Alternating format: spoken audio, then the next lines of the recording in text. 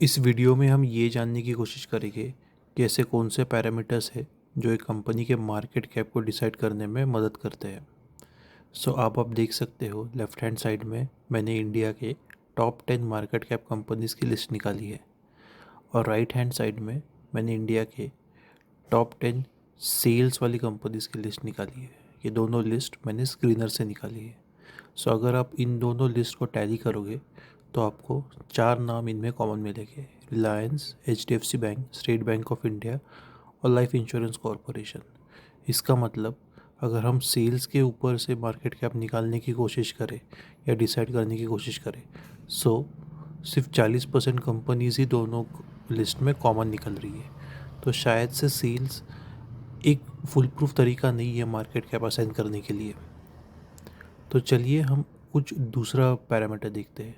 तो दूसरा पैरामीटर जो मैंने चूज़ किया वो है नेट प्रॉफिट। सो अब आप लेफ्ट हैंड साइड में मार्केट कैप वाली लिस्ट देख रहे हो और राइट हैंड साइड में नेट प्रॉफिट वाली लिस्ट देख रहे हो। अब इन दोनों लिस्ट में एक्चुअली 6 नाम कॉमन है: Reliance, TCS, HDFC bank, ICICI, state Bank of India और लाइफ इंश्योरेंस कॉरपोरेशन। सो इसका मतलब शायद से नेट प्रॉफिट सेल्स से ज़्यादा अच्छा तरीका है एक कंपनी का मार्केट कैप डिसाइड करने के लिए। पर इस लिस्ट में भी कुछ एनोमलीज है। अगर आप देखो तो state Bank of India, HDFC bank, ये दोनों बैंक्स हैं और स्टेट बैंक ऑफ इंडिया का नेट प्रॉफिट HDFC बैंक से एक्चुअली थोड़ा ज़्यादा है। सो ये क्या कारण हो सकता है कि प्रॉफिट ज़्यादा होने के बाद भी HDFC बैंक से स्टेट बैंक ऑफ इंडिया का मार्केट कैप कम है। State Bank of India market cap में 7 नंबर पे आ रही है और HDFC बैंक मार्केट कैप की लिस्टिंग में तीसरे नंबर पे आ रही है। सो मैंने सोचा शायद से ग्रोथ रेट हो सकता है। सो मैंने दोनों के पिछले 5 साल के प्रॉफिट ग्रोथ रेट निकाले।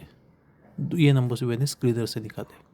सो आप सरप्राइज हो जाओगे ये जान के कि स्टेट बैंक का profit growth actually HDFC bank से ज़्यादा है। स्टेट बैंक का पिछले 5 साल का प्रॉफिट ग्रोथ रेट 98% आ रहा है पर HDFC का सिर्फ 23% आ रहा है। सो ऐसा भी नहीं है कि सिर्फ प्रॉफिट के ऊपर से,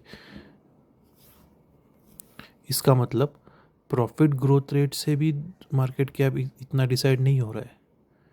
तो ऐसा क्यों है? क्योंकि अभी हम क्वांटिटेटिव एनालिसिस से क्वालिटेटिव एनालिसिस की तरफ बढ़ चुके हैं। देखिए, State Bank of India sales में भी HDFC बैंक से बड़ी है और प्रॉफिट में भी HDFC बैंक से बड़ी है। यहाँ तक कि वो प्रॉफिट के ग्रोथ रेट में भी HDFC बैंक से अच्छी कर रही है।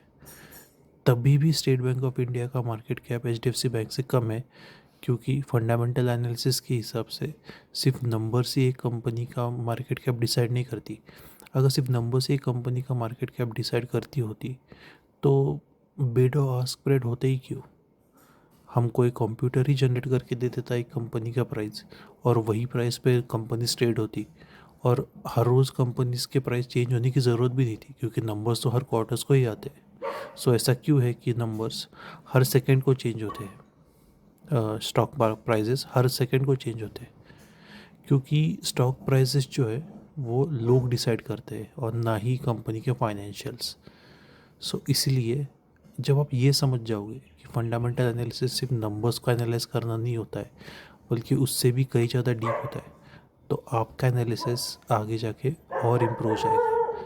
हम ऐसे ही वीडियोस और लाएंगे आगे जाके। Thank you.